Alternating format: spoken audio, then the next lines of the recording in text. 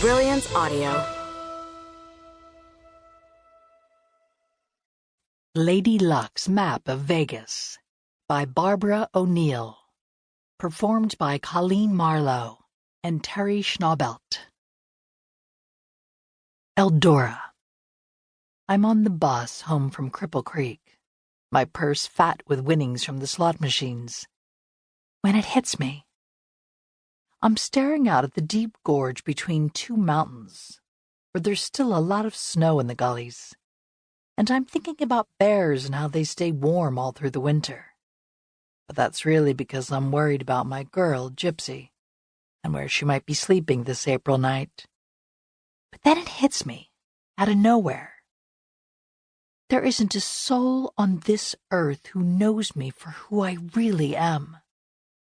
It's not real pretty, you understand, and I've got a lot to answer for. Then I think, I'm tired of it. It's a burden when your whole life is a lie. You start getting confused over what's true and what's not.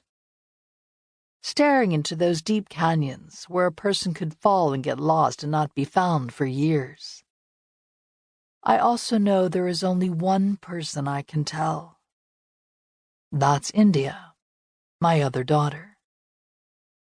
India, the only thing I ever really got right. Not the shaping or making of her, she did all that herself. Just the letting of her into the world, providing a space for her to grow in my body, and trying to find a good roof to put over her head. Both their heads, of course, Gypsy and India. You don't love one child more than the other. But let's be realistic here. Some are easier to love than others. And India was my easy one. It's funny that she drives me around now all the time. When she was about 2, she'd never miss a chance to hop in behind the wheel of my Thunderbird. She loved to pretend she was driving. She was so little, always smaller than her sister, even though they're identical twins. That was a big surprise, let me tell you.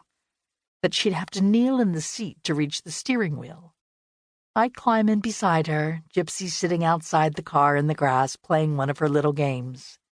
I'd leave the door open so I could keep an eye on her, and me and India would be off. She'd say, "Where do you want to go, Mama? Let's go." And off we'd go, driving away in her imagination. To Paris, which she picked up on television. To the store. To anywhere. Once upon a time, my daughter adored me. Gypsy was never like that. India. My mother no longer drives. I am sitting in the dark at the parking lot of Windchill's Donuts on 8th Street, waiting for her bus to arrive from Cripple Creek. There is a nearly full moon pouring down on the peak, making the snow shine. I think again that the mountain is beautiful enough to make up for a lot of things I've had to face about living in Colorado Springs again. The bus lumbers in. It's the early evening service, so everyone getting off is over the age of 50. They go to gamble early before the casinos get too smoky, and then return home by 9 so they can take their evening medications and have a good night's sleep. The binging and ringing of slot machines dancing in their heads. The lucky ones are easy to spot. They're laughing and joking, jingling change in their cotton jackets. I know when Eldora will be next because there is a handsome, Mediterranean-looking senior, dapper with silver at his temples, who gets off the bus and turns around to hold out his hand to the woman behind him. She steps down carefully in her high heels and slim slacks, her perfect red hair shining beneath the streetlight.